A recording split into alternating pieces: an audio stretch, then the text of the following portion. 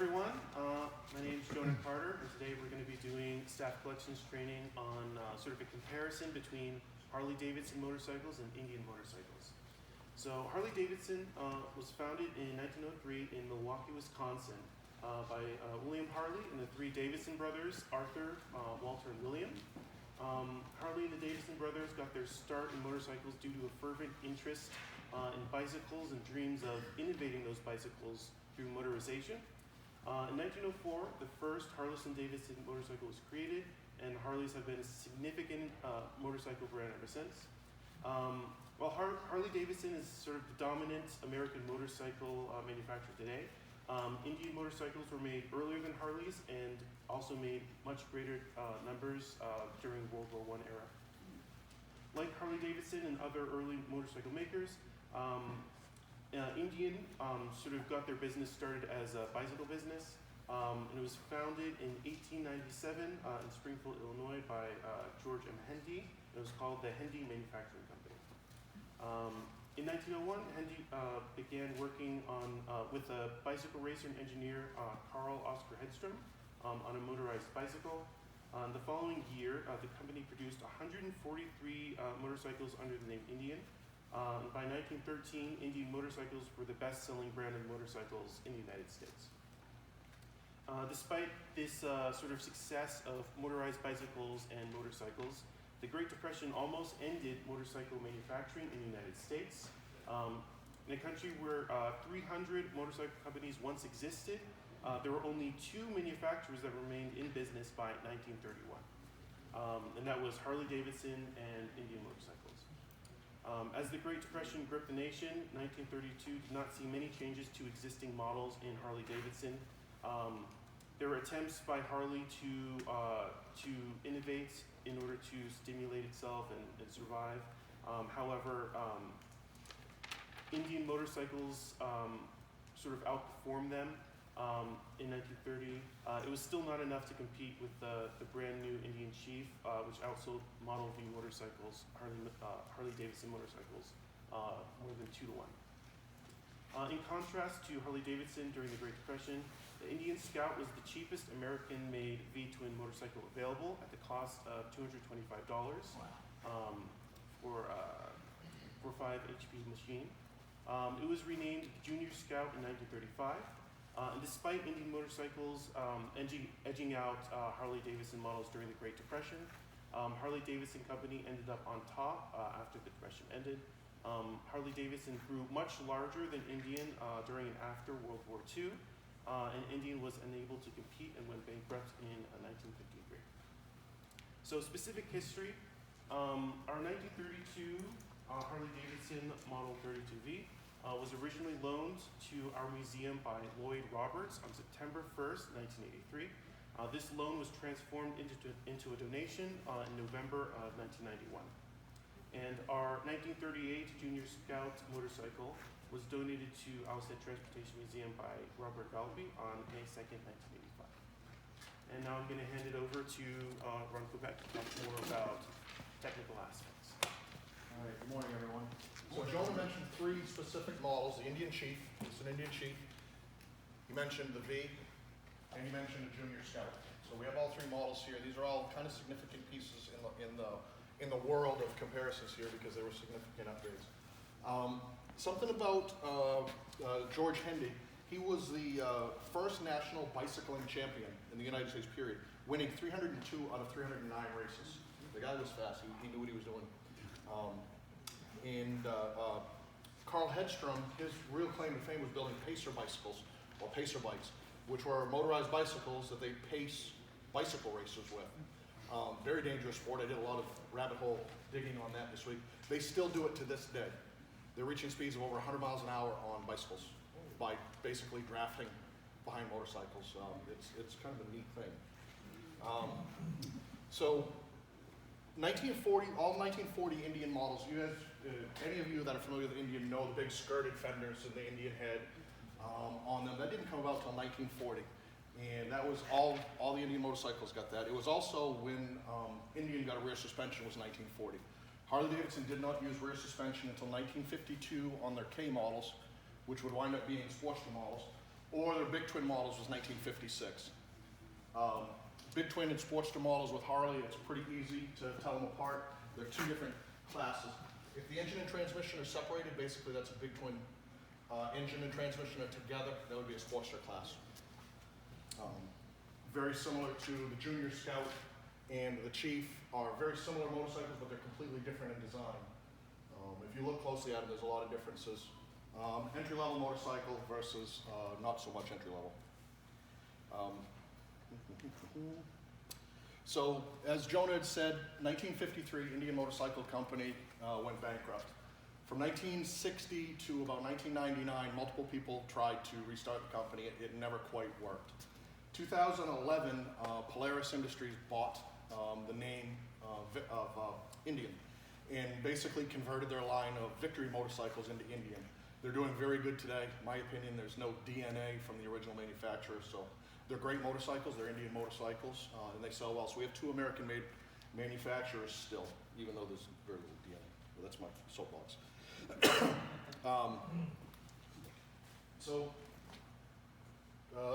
We did a talk a little while ago about the controls on these motorcycles. Harley Davidson and Indian, their controls are completely reversed of each other. And I really think that that was a middle finger to each other to not have them the same, purposely. So the throttle on an Indian is on the left side, where the throttle on a Harley is on the right side. The ignition timing is reversed, so you're running your ignition timing. Your shifters are reversed, and they're in reversed operation. These motorcycles have foot clutches. The foot clutches operate in reverse. With Harley Davidson, you push down, forward, toe to go. With Indian motorcycles, you push down with your heel to go. So they're completely opposite, and I truly believe that they did that on purpose. Later on in the years, you could buy kits to convert Indian motorcycles to Harley Davidson controls. So they basically sold you a kit where you could flip everything and make it like a Harley Davidson. They never did that the other way. You could never buy a kit for your Harley Davidson to bring it back to Indian. So Harley kind of won that one as well. So do you think the reason they did that was to keep people that learned how to ride on their Indian, stayed with Indian? I think it was a nod to this is the right way, not your way. This is the right way. And it's a very, very loyal Harley Davidson and Indian. There is a very loyal customer base on both sides. Is it still like that today? It is still like that today, absolutely. I spent a lot of years in the Harley industry, and we made the Indian motorcycles park around back of the dealership. Just kidding. Are you watching this? We didn't let them park in the driveway at all. All right. So, you hear people say panhead, shovelhead, flathead, knucklehead, all of that. And what they're talking about is basically the design of the cylinder head. This would be a flathead engine. The V is a flathead. So that bike there, that's a panhead. And if you look at the valve covers, they look like upside down cooking pans. They have a knucklehead, which looks like knuckles. A shovelhead, which looks like a spade flipped upside down. And that's how Harley Davidson signified their motorcycles, was by what the head design, basically what the valve cover or rocker cover design was. That's what the bike was. They had other names, ELs, FLs. EL is 61 cubic inch, FL is 80 cubic inch, and so on. But basically, everybody knows if I've got 48 pan. The world knows a pan head. That's what it is. Let's see. Go for reverse. So, I'm sorry. Jonah hit a lot of the little things that I was going to talk about. Do any of you have any questions? I'm sure Warren does. Is this Stump the speaker? Yeah. Do you feel comfortable explaining why the suicide clutch and shift, why it exists in the first place and why you don't need it today? No, I'd like to hear that. Would you? I would. Yes. Come on down. Yes. I know. Special guest Special guest speaker Warren Kincaid. I got it stumped. He got me stumped. Okay. I'm going to know this as soon as you stop talking. This one is suicide, shift, and clutch. Okay, and and before they had front brakes, actually, I think 29 was the first year with front brakes. Okay, so if you didn't have a front brake and you had to use your feet on the clutch and the rear brake, which is over here because you don't have a front brake, now your feet are occupied all the time and you're standing still. It's hard to stay upright on a motorcycle standing still with both of your feet not on the ground. So what they would do, this bike doesn't have it because it has a front brake. You could hold the front brake and put your foot on the ground and everything is good. But 2 years prior, you didn't have that front brake to hold you. So you could hold down on the clutch side because the clutch stays where you put it. Okay, so you could disengage the clutch and put your foot down. But now what do you do when you want to roll again? You've got to get your foot up off the ground, both feet off the ground when you fall over. So there's another handle over here that... The 25 has the lever. Right, and so does the 19 right there. So it's got a clutch engagement on your hand. And so you can see why that mess of controls would be called a suicide system. All right, that's what it is. That's where suicide clutch came from. If you don't have a front brake, you're riding a suicide motorcycle, which is kind of cool. But Ron does know about what this is over here. He can tell you what this is. Yeah. Actually, we're going to see if you've seen this before, please don't answer. Does anybody know what this is? What it's used for? I do. All right. It is not. It is a primer. It's a needle. You pull this up and it fills it full of fuel. There's little fuel cups that you open up and you can inject a little fuel into each cylinder to help prime starting. Isn't that cool? Yeah, it's really cool. Yeah, that's cool. A lot of our cars have primers on them. We just use little primer bottles, but this comes with its own syringe. This also has an oil pump, but it also has you pressurize the oil tank. And generally, when these are sitting, you'll drain them all out, give them 4 pumps, start them up, run them. They're a total loss system. Basically, it's going to burn the oil, it's going to leak the oil onto the chains, do its thing. 1936, the introduction of EL, which is the knucklehead, was the first full recirculating oil system on a Harley Davidson, where it would pump oil from a tank back through to itself. Basically pre-shovelhead, so 65 and older, really get the reputation for Harley Davidson's marking their spot. Okay? It's a true statement. They leaked oil. They have chain oilers in the primary where they drip engine oil into the primary chain, lubricates the primary chain, then there's a port where it comes out and it lubricates the final drive chain. So as Rich learned 2 weeks ago, if you stand my can head up right now and start rolling it, you're going to leave a trail of oil. Because the oil puddles on one side of the primary cover, and when you stand the bike up, it all runs out. It makes a mess. That is normal at that time frame. Better engineering, going to belt drive systems, things like that, they no longer needed to self-lubricate chains, and modern chain lubricants became better. So if you see a modern Harley Davidson or Indian leaking oil, it has a problem. Excuse me. Most of these motorcycles use a cradle-style frame, whether it's a wishbone-style frame, like the Panhead, or just a cradle. But one neat thing about the Junior Scout is it uses the engine is a stressed member. So the frame directly mounts to the engine. So the engine is basically just suspended off the frame. Gives it a little bit more rigid. You get more vibration transferred through the motorcycle, but you have a more rigid, tighter package. You can package it smaller and lighter. Were all motorcycles run dry until, what would you say, 36 Harley? No, Harleys and Indians were basically total loss systems up until that point. But if you look at some of our other motorcycles like the ABC and the Henderson, those are all fully enclosed systems. They have oil pumps in them. They recirculate. Warren's Triumph has an oil pump in it. That's a little bit later than we're talking about. But not all motorcycles were a total loss system. I'm going to plug something for James here. So, Didion Bouton, we have a few small engines here. They were the first ones to engineer a small crankcase with the flywheels inside the crankcase, and it was considered a high RPM engine. All of these motorcycles we're talking about today use that principle.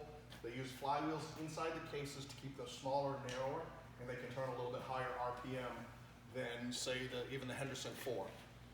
And it's a smaller, lighter package. That's kind of what I got. If anybody got any questions?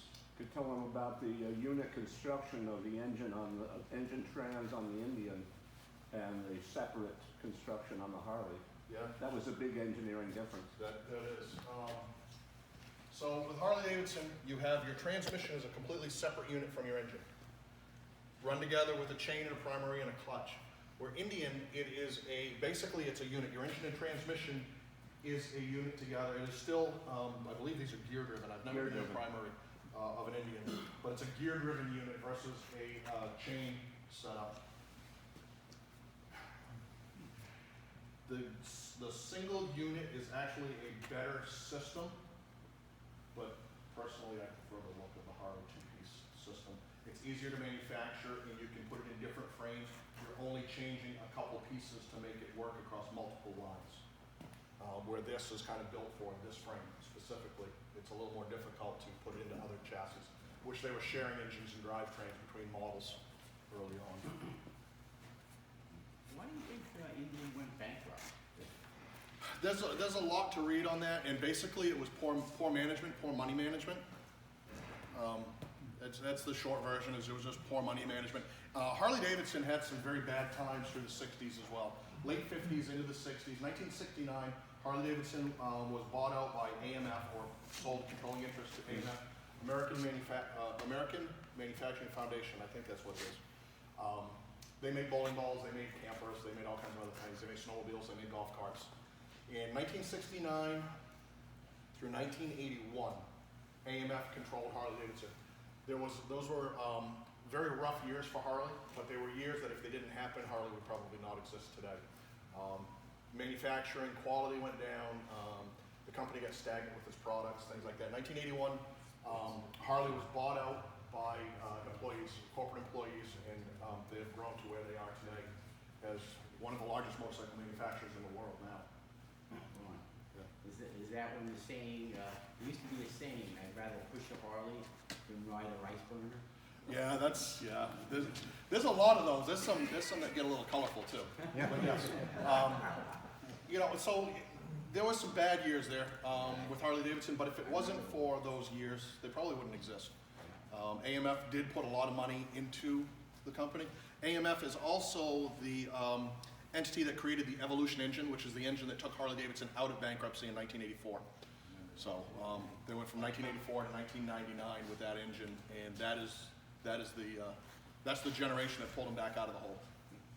American Machine and Foundry. Thank you. Yes, my brain shuts off sometimes. The Evo engine is great. So at the time, AMF created two engines. They only had enough money to produce one. One of them was called the Nova Project, which was a V4 liquid-cooled, fuel-injected engine. And there's some really good research, some really good information on the Nova Project. They have a couple of them at the museum in Milwaukee, or the Evolution. The reason they went with the Evolution engine is because it looked more traditional. It was a more traditional engine to what they had previously. The tooling was cheaper. The technicians were going to be able to just jump right into it and work on it. So they took a gamble on that engine, and that gamble won. And then the Nova Project it went stale. That was a project that was partnered with Cosworth, which Cosworth also had a little bit to do with the V-Rod with Porsche. I was going to say, because the V-Rod came back with a water-cooled motor. Yeah. Totally different, but similar kind of idea, similar engineers working on it. And Dave has it, if any of you don't know what a V-Rod is, Dave has a V-Rod over in the warehouse. It's a really cool, very modern motorcycle made by Harley Davidson. Totally different than everything we're looking at and talking about here.